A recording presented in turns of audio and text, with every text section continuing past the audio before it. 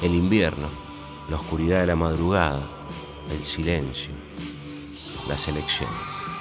Esta noche me junto a conversar con la candidata a gobernadora del Frente de Izquierda de los Trabajadores, el FIT, Noelia Barbeito.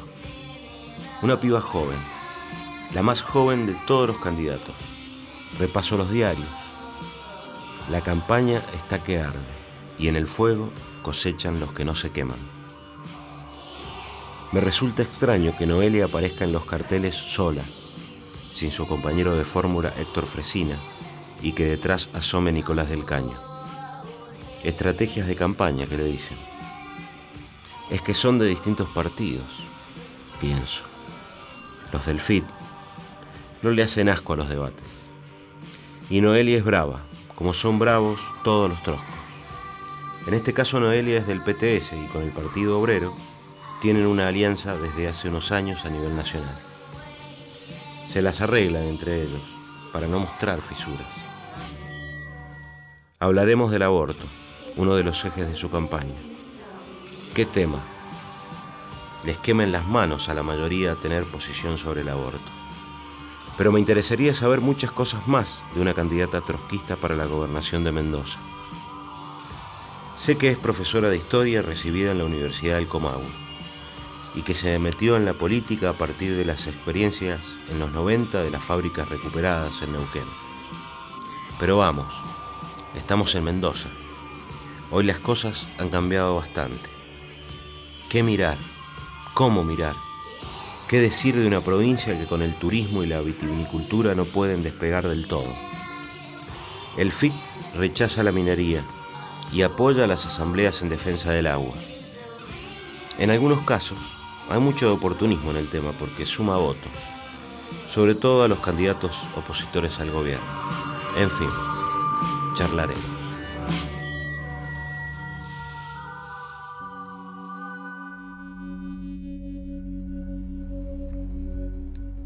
Bienvenida, Noelia. ¿Cómo te va? Muy bien, muchas gracias por la invitación. Al contrario, es un gusto.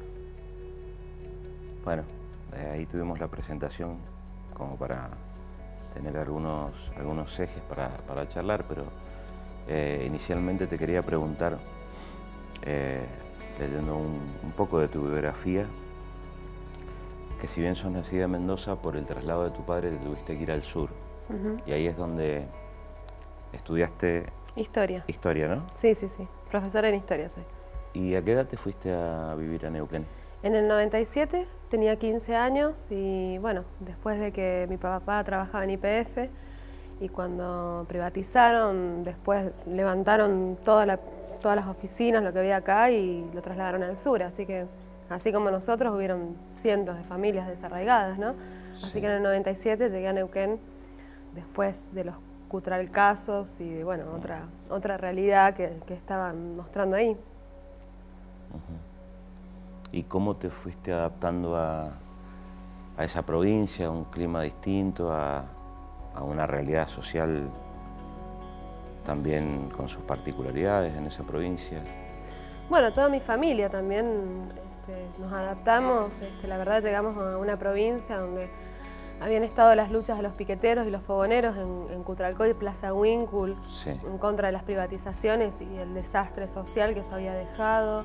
También recuerdo que hacía poco había sido el triple crimen en Chipoleti, donde habían asesinado a 3 chicas. Y también había muchas movilizaciones en ese sentido. Y bueno, por ejemplo, una de las cosas que me extrañaba, que en Neuquén no se había aplicado la Ley Federal de Educación. Una de las pocas provincias en la Argentina donde no se aplicó eso, también era llamativo después de aquellos años. Bueno, nos fuimos adaptando. Yo también, la primera movilización que fui fue un 24 de marzo, cuando ingresé a la universidad. Fueron mis primeras movilizaciones, mis primeras marchas. Bueno, también después, si bien viajaba a Mendoza y podía conocer la realidad de lo que estaba pasando, siempre me juntaba con los compañeros. Pude seguir también medianamente de cerca el proceso de los ajeros, acá cuando no sé si recordarás, cuando sí. Peleaban por sus condiciones de trabajo, en contra de la explotación infantil.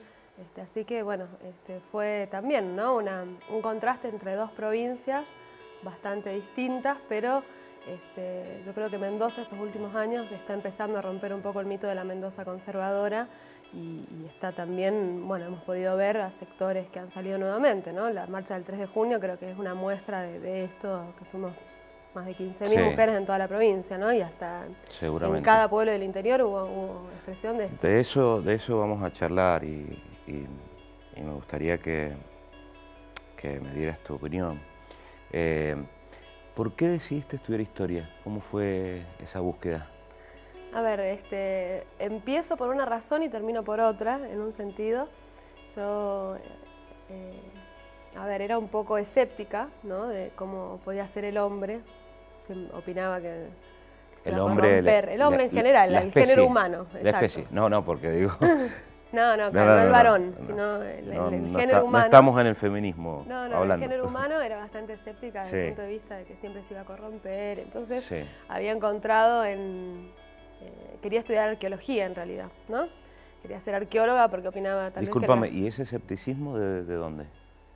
Y de un poco lo que los 90, yo creo, ¿no? El no te metas, tallaron mucho los 90 en la juventud. De ese contexto social y político. Yo creo que fue definitivo.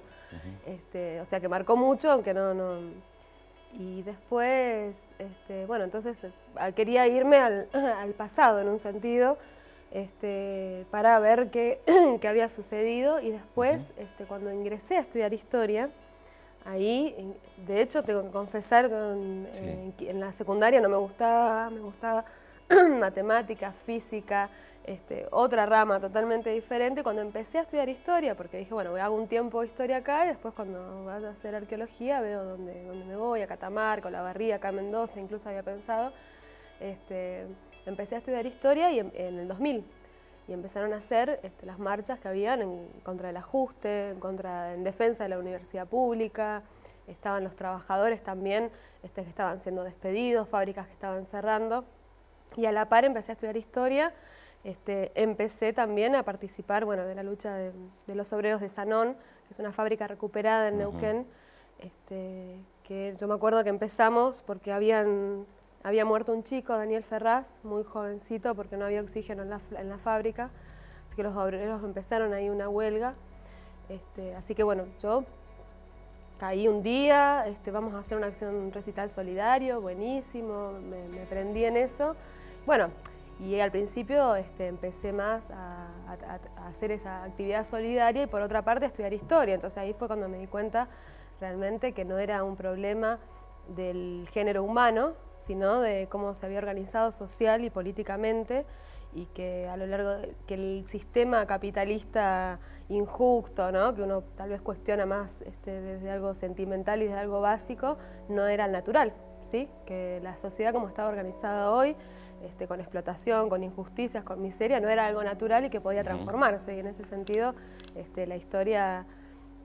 era una herramienta, bueno, y además después empezar a poder empezar a ver la historia de los trabajadores, la historia de los explotados, ¿no? A lo largo de toda la historia, desde los esclavos hasta la actualidad.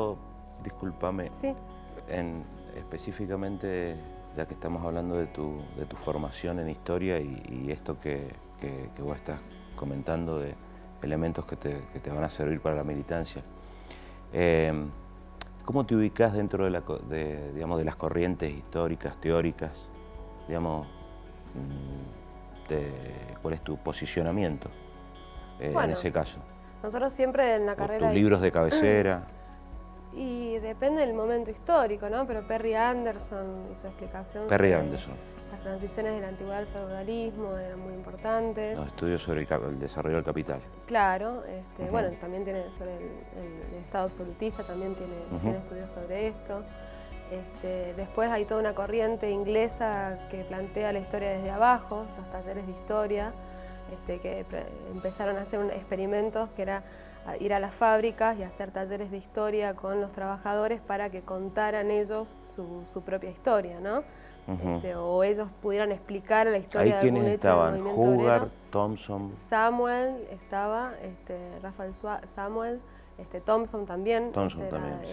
era esta corriente. Sí. Y bueno, y eso también era muy interesante, porque nosotros, siendo estudiantes de historia, yo estaba en Enclave Roja, nos llamábamos, Sí. de PTS era la agrupación, hacíamos también, bueno, tomábamos a Gramsci y su planteo de los intelectuales orgánicos al servicio de la liberación de los trabajadores, no meramente un apoyo, sino también poder desentrañar Digamos eso. que el marxismo inglés, Claro, sí, bueno. que rompe con el, digamos, Sí, con el marxismo con el marxismo academicista, academicista, ¿no? Y que hace trabajo extramuros. Exacto. La línea de estudios culturales. Sí, por esos lados. después con esta idea también de la historia desde abajo. Después tenés otros historiadores marxistas. Bueno, en la Argentina estuvo Milciades Peña. Sí. Bueno, después también Hobsbawm se decía marxista, aunque no era marxista hasta el final, digamos, desde el punto de vista de la perspectiva que él planteaba, siempre fue más reformista en un sentido, pero así todo, bueno, en la universidad se leía, y siempre es un libro que uno tiene que haber leído de consulta, la historia del siglo XX.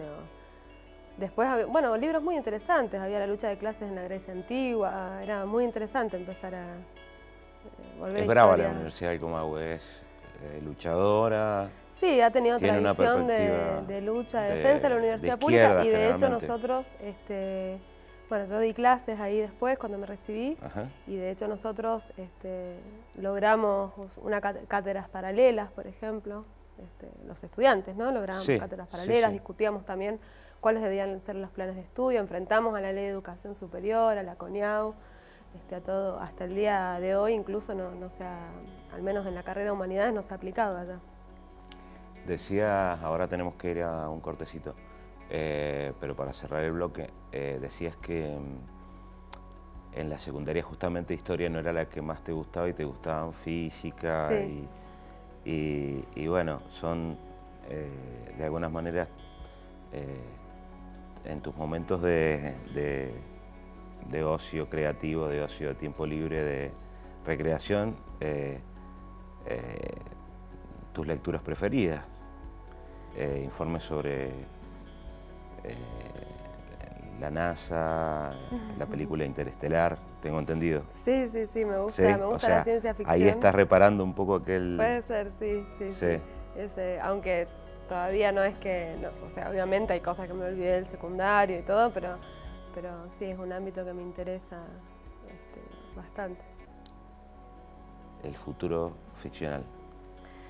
Mira, hay un tema con la ciencia ficción porque todo lo que uno lee, o las películas, sobre todo las de Hollywood que hacen sobre ciencia ficción, es un futuro caótico, con mayor polarización social, un estado más policial, más controlador, ¿no? Casi todas las películas, podríamos decir, que tienen esa perspectiva.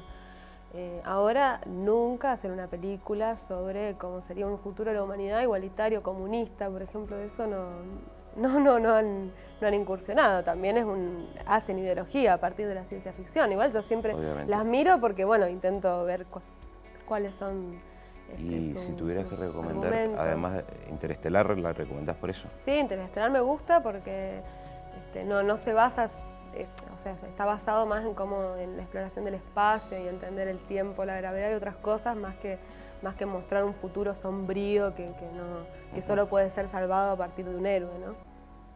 Bien. Hacemos un recreo, tomamos un poco de agua y seguimos. Dale.